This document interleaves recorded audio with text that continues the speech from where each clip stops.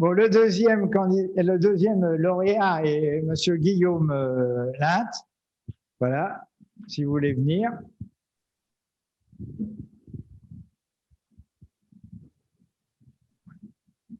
Alors, Monsieur Guillaume Linthe, il est d'une région que je connais bien, puisque c'est le Tours. Je crois que tu as fait ton master, c'est ça, à Tours. Et ce qui est remarquable chez ces jeunes, c'est qu'ils circulent. Et actuellement, Guillaume, je crois que tu es à Genève. Je sais que c'est très difficile d'arriver à Genève quand on est français, parce que la faculté de Genève est relativement fermée. Je te félicite. Entre-temps, il a circulé encore, puisque je crois que tu as été à Strasbourg, c'est ça, comme enseignant. Voilà. Et donc, tu as reçu le prix 2000, c'était 2020 sciences humaines pour ton travail sur médecine et santé du voyageur transocéanique, français, à l'époque moderne, sociale, digitale. Voilà. Donc, on t'a écouté de moi passer avec beaucoup de plaisir. Je te remets la médaille donc de la société. Je te remets également le chèque qui vient avec. Je te félicite et je n'oublie pas de passer la parole à Guillaume. Merci beaucoup pour ce prix. Hein. Ça représente beaucoup pour moi, pour vraiment travailler sur l'histoire de la médecine. Et c'est vrai que dans le cadre de mes dernières années à la faculté de médecine, que ce soit à Créteil, Strasbourg ou maintenant à Genève, je trouve que c'est très important aussi le dialogue entre représentants des sciences humaines, chercheurs des sciences humaines et puis médecins. Et je trouve que c'est aussi une belle occasion. Donc, merci beaucoup. Et puis, je suis aussi très heureux de suivre vos futures activités. Voilà. Mon cher Guillaume, merci beaucoup. On peut l'applaudir chaleureusement. Si tu veux participer évidemment à la vie de la Société d'histoire de la médecine en tant que jeune, tu es le bienvenu. Et il y a du boulot. Si tu aimes le boulot, il n'y a pas de problème, tu seras satisfait. Voilà, alors ensuite je vais laisser, il y a donc une troisième catégorie de prix, qui est le prix avec l'Académie de médecine, pardon.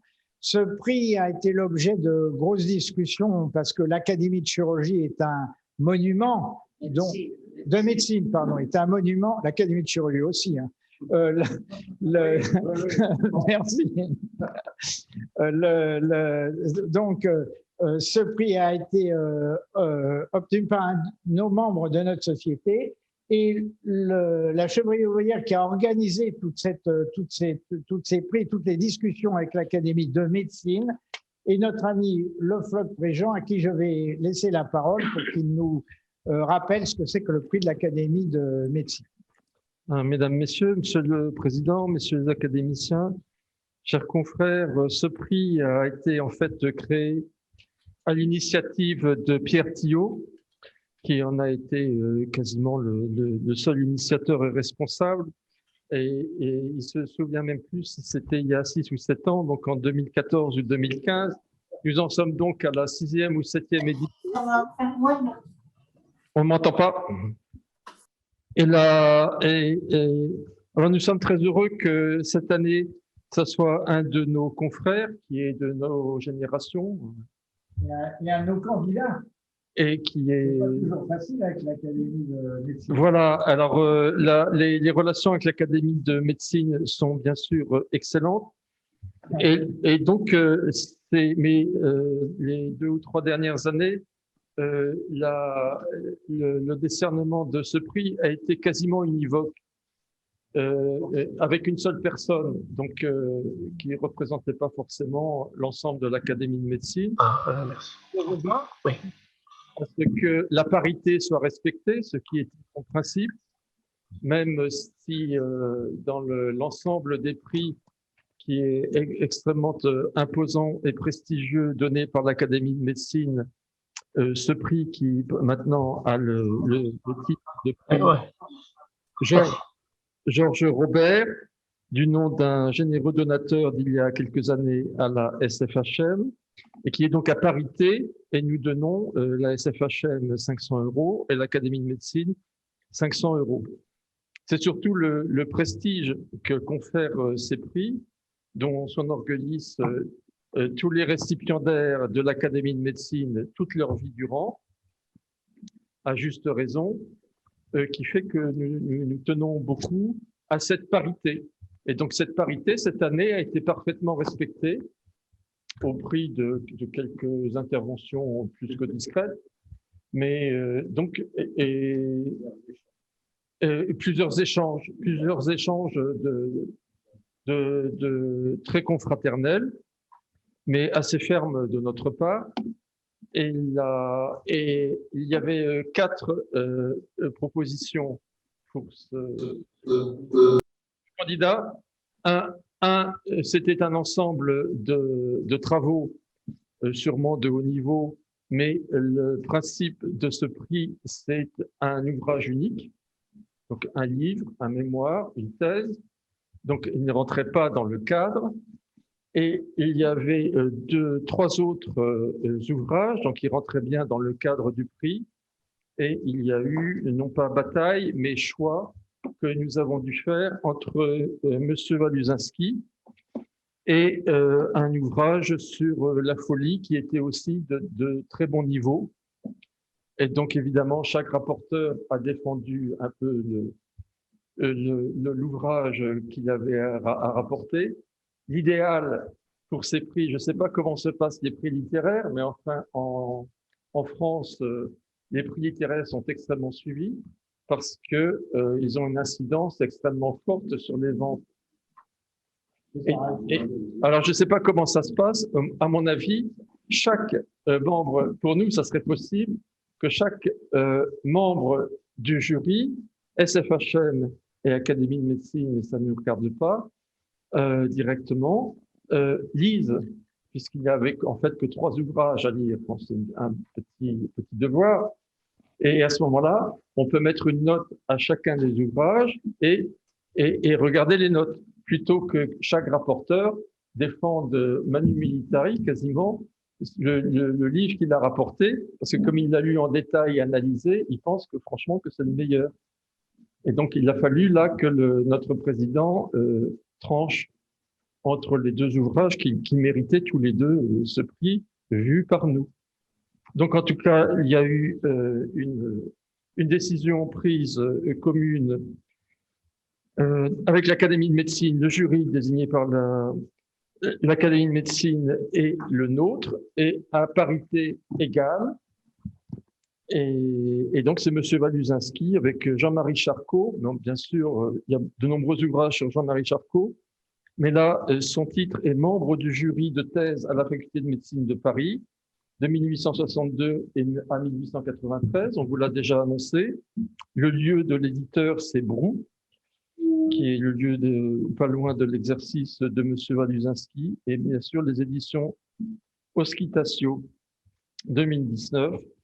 Alors, je pense que c'est pour peut-être la première fois, je n'étais pas aux premières éditions, le principe de la parité est parfaitement respecté.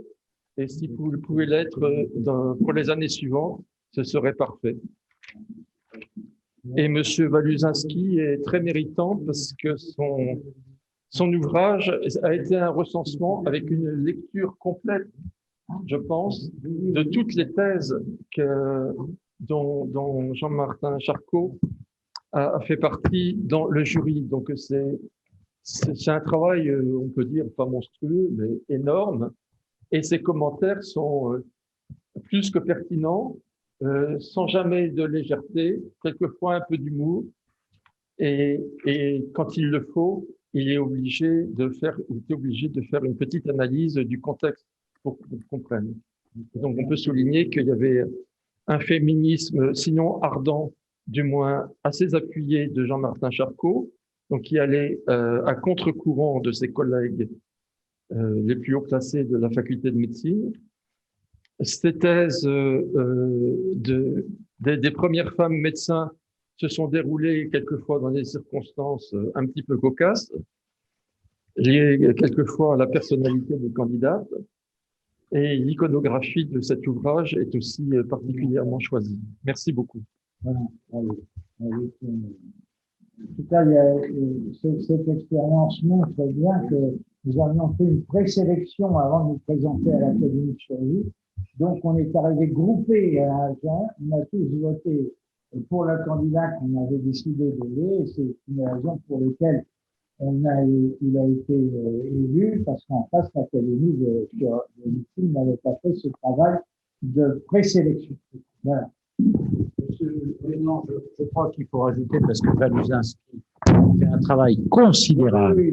Waluzinski est un médecin généraliste d'activité qui est dans l'Eure ou près de Chartres, mais qui fait un travail considérable dans deux domaines. Premièrement, il fait un travail d'histoire de la neurologie avec des ouvrages tout à fait remarquables, extrêmement documentés. Et en plus, il anime un site tout à fait original sur l'Académie du rire ou du bâillement, non? Le bâillement, qui est irrésistible et tout aussi savant qu'irrésistible. Et je vous conseille à taper Waluzinski bâillement ou Waluzinski neurologie, et vous verrez, au bâillement tout seul, on y arrive tout de suite. Il fait vraiment un travail tout à fait extraordinaire. Et donc, je pense que pour les uns et les autres qui ne connaissent pas ces travaux, et même pour nos jeunes de passage, mais qui vont s'installer, j'espère, je pense que ça vaut le coup d'être signalé et d'aller être visité. Merci beaucoup. Bon, mon cher Jacques, nous allons passer à la séance habituelle. Monsieur a réussi à mettre le message très bien. de l'accident de Martha Robert. Voilà, donc nous allons regarder le. Voilà. Ah, de toute façon, très bien.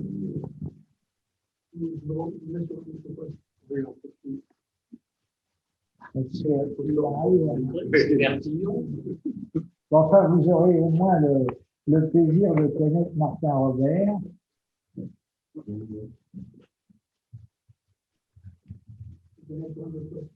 Bon, donc, vous préparez, monsieur.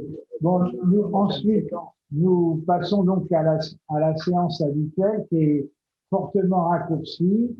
Nous aurons donc qu'une seule communication faite par M. Gisèle France. Et puis, nous avons pensé, le bureau a pensé que cela intéresserait certainement beaucoup de nos sociétaires de savoir comment fonctionne un peu la Société d'histoire de la médecine. Qu'est-ce que c'est que la Société d'histoire de la médecine? Si bien que très rapidement, un certain nombre des membres du bureau vont expliquer comment on fonctionne de l'intérieur. C'est donc, puisqu'on fonctionne de l'intérieur, ce sera une journée porte ouverte sur laquelle Jacques Chevalier exprimera un certain nombre de ses travaux quotidiens. Pierre Thiot nous parlera de l'aspect éditorial de la société pour lequel il a fait un exposé depuis son origine. Je vous rappelle que la société date de 1902. Nous fêtons donc son 220e anniversaire, c'est ça? 120e anniversaire.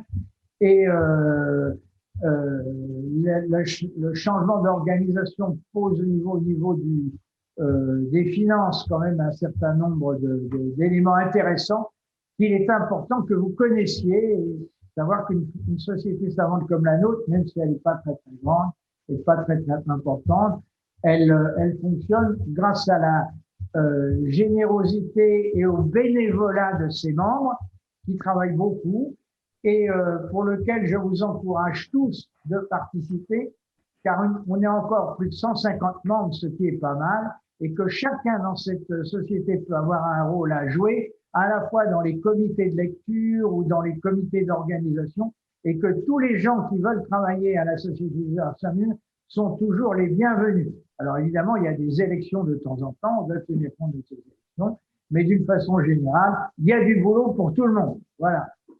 Je laisse la parole à notre ami Martin Robert. Il est arrivé. C'est vrai qu'il vient d'Oxford. Hein.